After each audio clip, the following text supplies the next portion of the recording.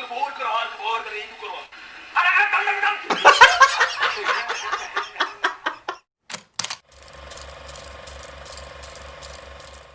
guys, ngasi mayam gi mafam da kudol tamjagador se director Binandana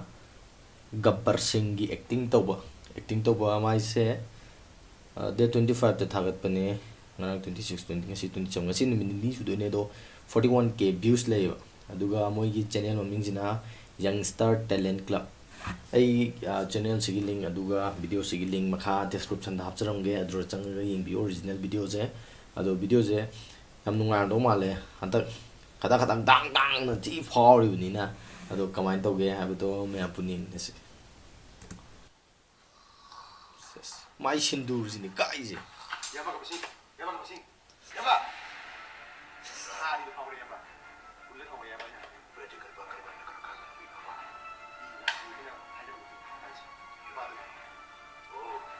kuma ajra mando sadi kai da moni jiwa sampai lah itu kan perawan dari pabrik oh di kan itu kan bar kan itu kan baru ye ge chalo kai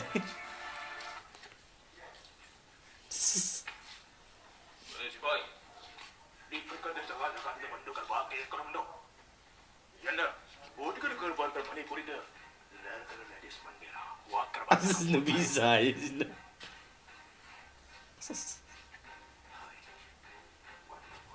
wonderful kabola gabbar di thamo de kan mawe wanda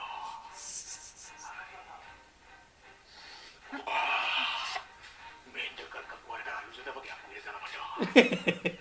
oi iru je do kya ko jano ga wala heron ita heron ai na mi di am tingi ini ka ka tini gudi ke bana uthor da bo tingi ko bana mara ka de mana yakkar bunde ka body kan sa postan mindu bo body kan kan matar bando ba ku biar kan bosan makana sama no ko ju sumi nabi tini yo kali ino nang na naya adna thori de pak kai na oi boy ya na tauri ka e sabo tuga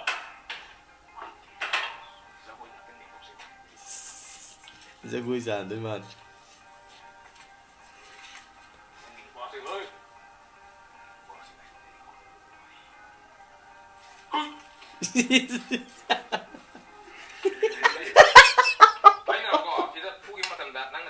doktor apa ngangkat le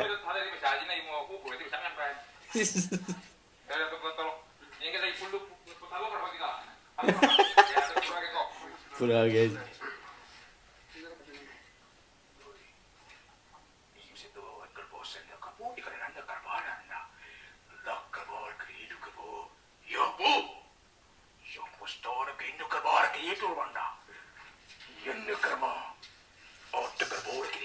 cewek pan tuh mau view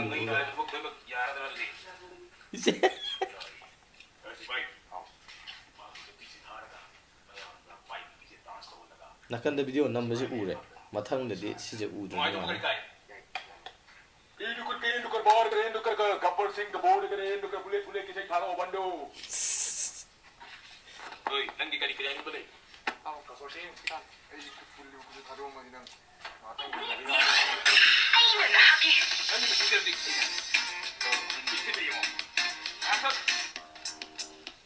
bagan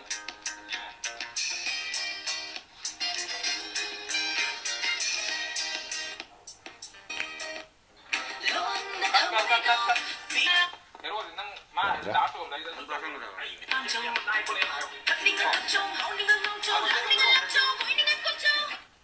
ai na je nang na ko je ma na ai ko to ko da kira ai na ma da to ra chan ni na nang na oi du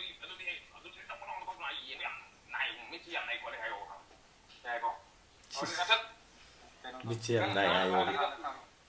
ding ding ding ding ding ding ding ko da chi ke se ko da chi ke ai da ding ding ding lỗi hay gì dạ không đâu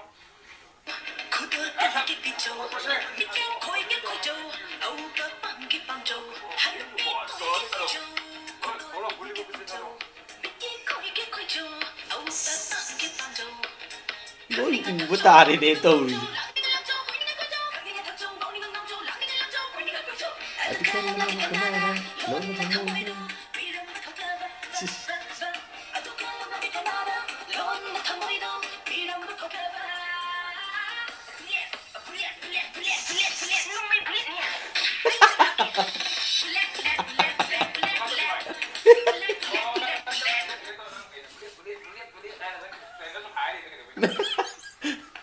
bullet bullet ꯅꯠꯇ꯭ꯔꯤꯁꯤꯗꯤ ꯃꯦꯗꯤ dance ꯇꯥꯔꯦ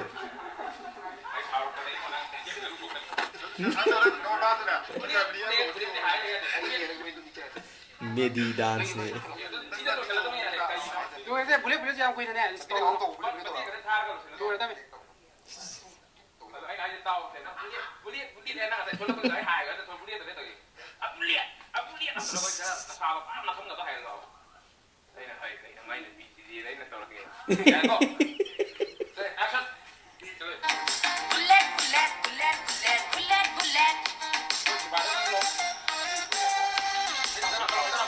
ꯏꯁꯩ ꯈꯔ ꯍꯟꯗꯣꯛ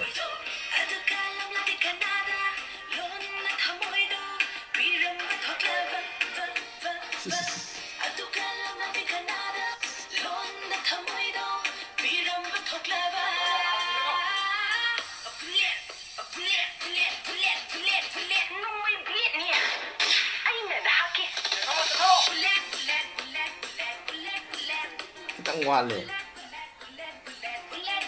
mi yeng itungdaga ahan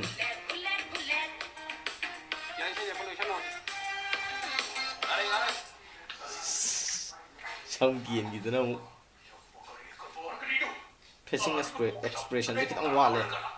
hero ni je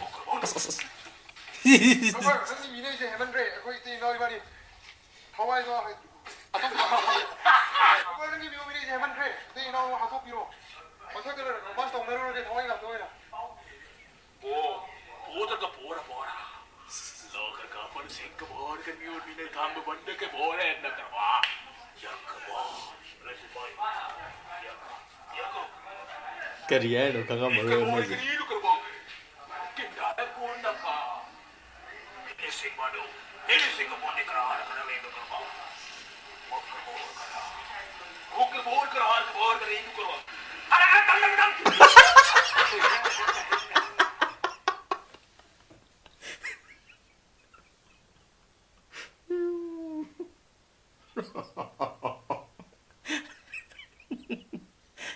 last ki jide dang dang dang gai se video jam nungai ado aina sum suggest tawning ba ma koi itawai gedra binan dagi keno je video style je adi marakta adum keno jing ju yauksan ba je behind the scene marakta adum hapa je amarom da nung di nungai ado yam serious ko oira ganda behind the scene duna patlong na that padong na tawe ba mutse aduna behind the scene je ai mod di maning do ina hafan ninge video je pura assemble lor kanda adumaina khitang suggest tawningi atedi yam nungai aduga nupi sai je kitang facial expression ke kitang wale binandadi ti nei re sidi ado magi keno je magi trademark haita ado mai sida sumaina ma chingkhat buje si je yamna monde yam chana re si jina ju hena phauhan badongna ui edi hek jeng kan da dum to khai da ado magi ani yam pam buje magi khada khadam dang dang ha je sigi wahai ji mugi yam pam me ate nei re du tawre ha khada khada dang dang je ha no hena posta na khalle ngasi di pumnapu si hajaraga aina no ya thang dun jari mathang atopa video mu me punna ngarsi ngasi di goodbye